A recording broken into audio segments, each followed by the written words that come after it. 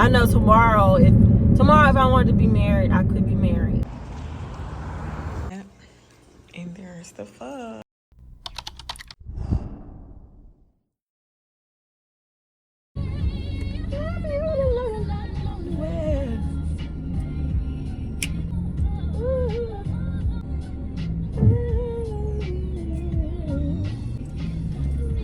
That's a throwback.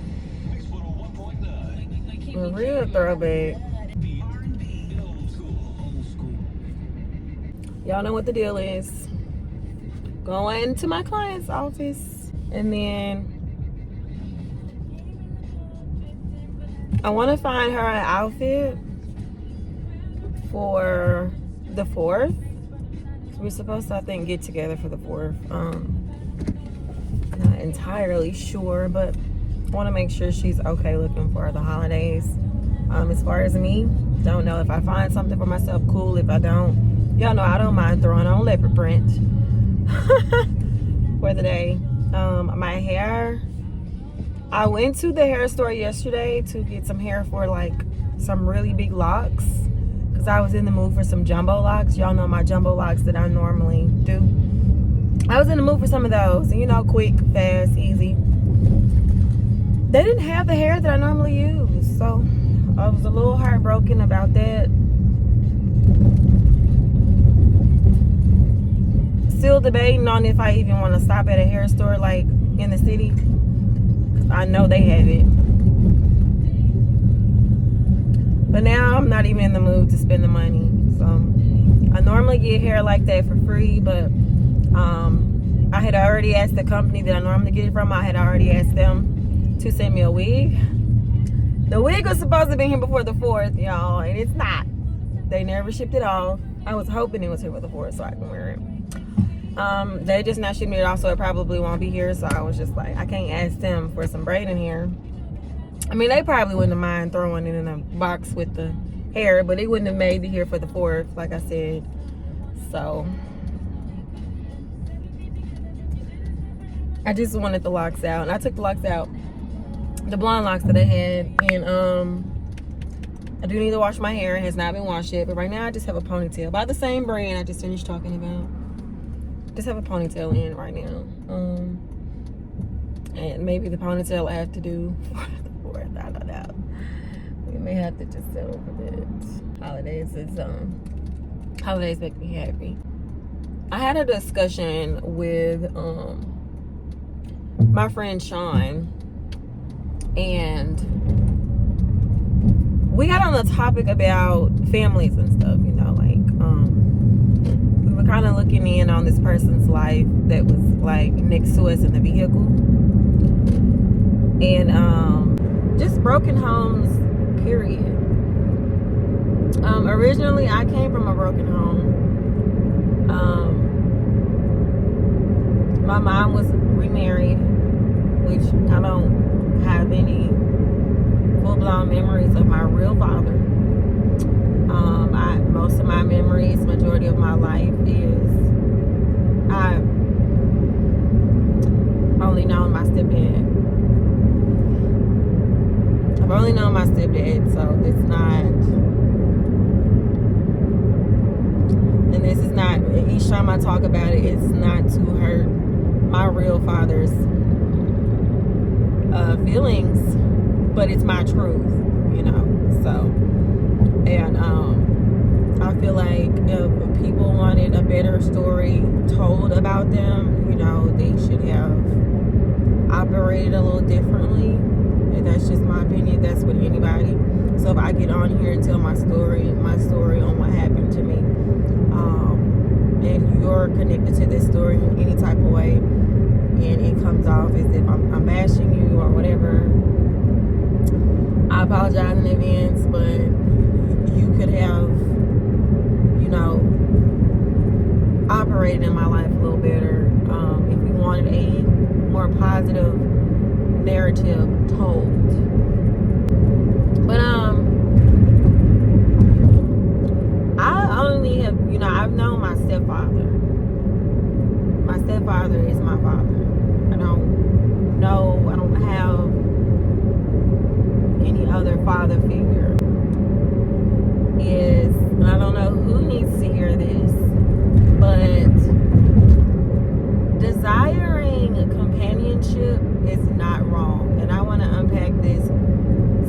specifically for single moms who are raising kids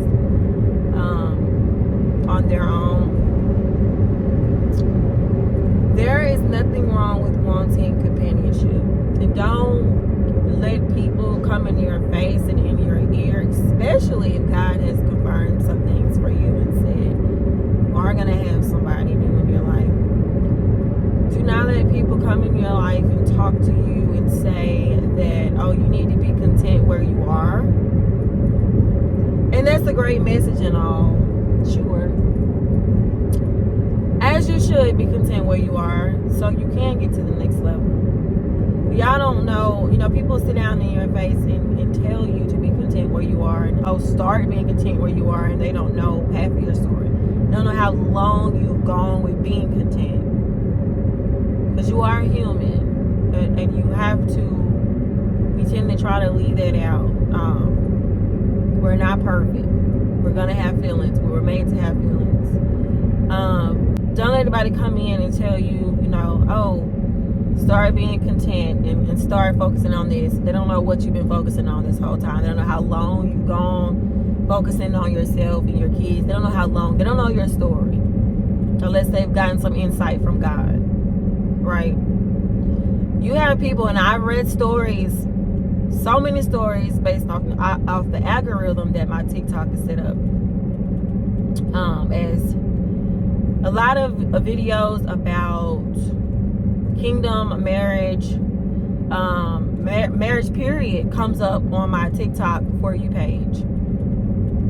Lots, all the time, right? Which I love watching people's stories. And then you go to the comments and you see people who have been waiting 20, 30, some 40. I see one woman say she's been waiting 40 years for her kingdom spouse. And in the back of my head, I'm like, God, don't. I think that's ridiculous. But some people have been waiting a long time to come into contact with what I call their fairy tale, the desire that God has put on their heart to have a kingdom marriage, and not just any marriage. That ordained marriage. Someone that's actually and truly and 100% in alignment with what you have going on. Because you can get up and marry anybody, right? I know tomorrow if I wanted to be married, I could be married. It's easy to find somebody, go in my inbox and entertain the first person and be married. You have men out there that ask why I am not married. That's simple to find someone to marry you. It's not hard. But you don't want just anybody. You want somebody that's in alignment. And not just the basic alignment of, oh, you believe in God and I believe in God. Okay, cool, let's get married. No, alignment. So there are a lot of people out here that are choosing to be single or to themselves. And some of us on the outside looking in are like, oh, wonder why they can't get nobody. Or why they don't have anybody. Why are they not married? Something must be wrong. Sometimes it is wrong. Sometimes something is wrong. But there are a lot of times where that's what it's like. You want who God is ordaining for you. And like I said in my other vlog, it's not necessarily one person, because we have free will as a human being. If we don't align ourselves with God, God will move that person that's supposed to have been for you and he picked out for you. If they don't get on board, he can't and will move you and raise up somebody else. So that's the push and pull, with us being human. God is God. God can make anything happen, but he will not, step past our free will. He won't do it. So you have some people out there that, they know that's their spouse and vice versa, but they're not doing the work. But been having the desire to have companionship. And you also have these attacks that come in your life to tell you you're not worthy of it for whatever reason. Kids, a lot of baby daddies, a lot of baby mamas, whatever. I don't know.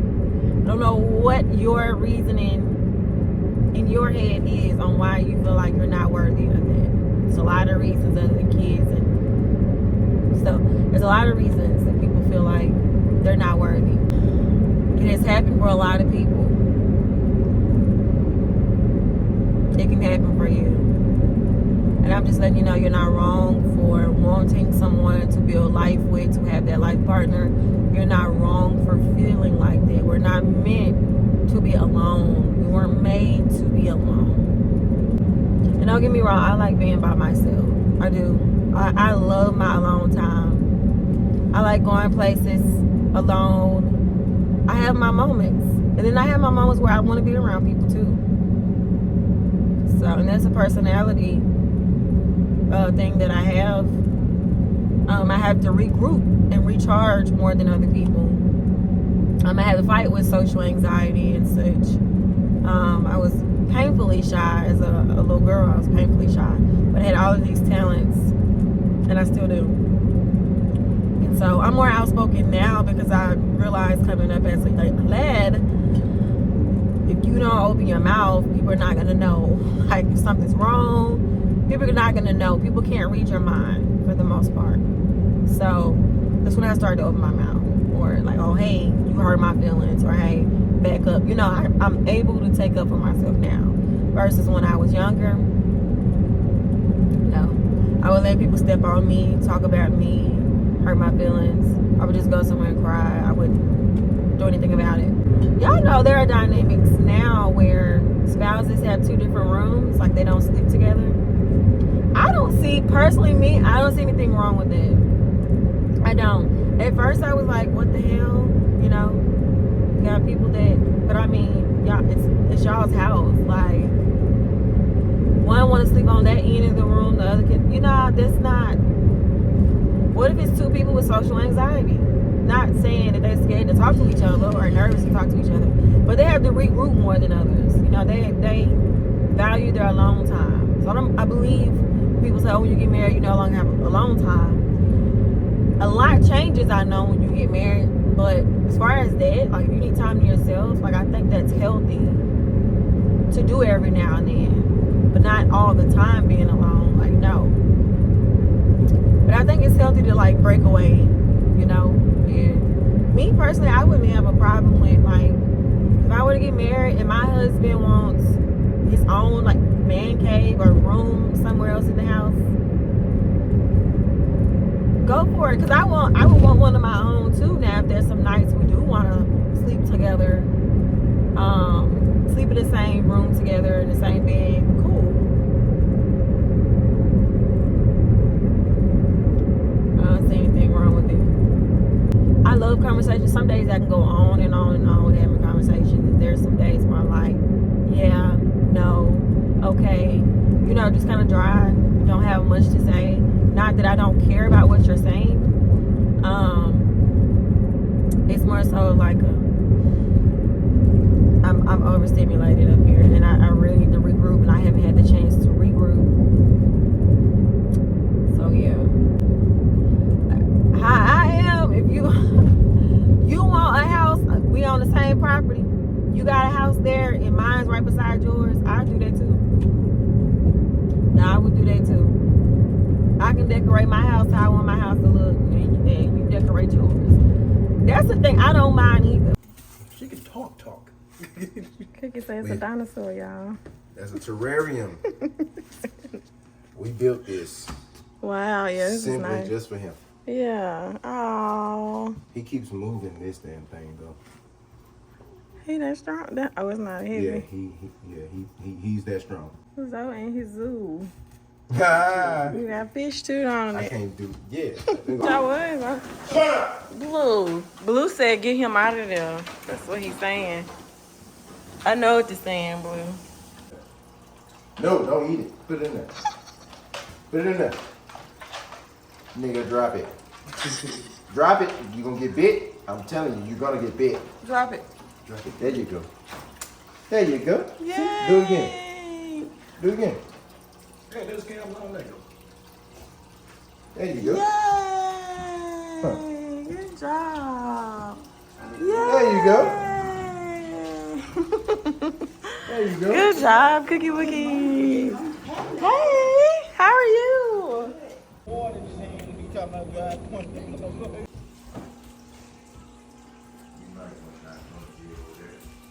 You mean to call him over here? Why? No, I was asking. Might not want to be in the bowl area. Go eat. You see how loud he just went? Crazy, like, dude. Like, he does that. Mustard. So you can shake back. You about to be, you're a part of content now. You're literally content. Huh? I don't need none. I'm not drunk. No, nigga, you take a shot of mustard. What does that do? Just take the whole damn thing of mustard.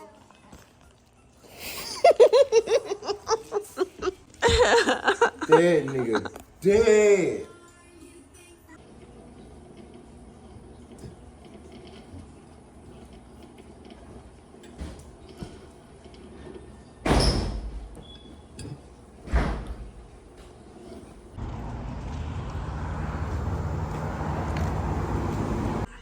We got pho to go, and we got some type of noodles here. I'll show y'all. I don't even know what to do with all of this, but it's the pho, and we got the broth right here. It's the broth. There's that, and there's the pho.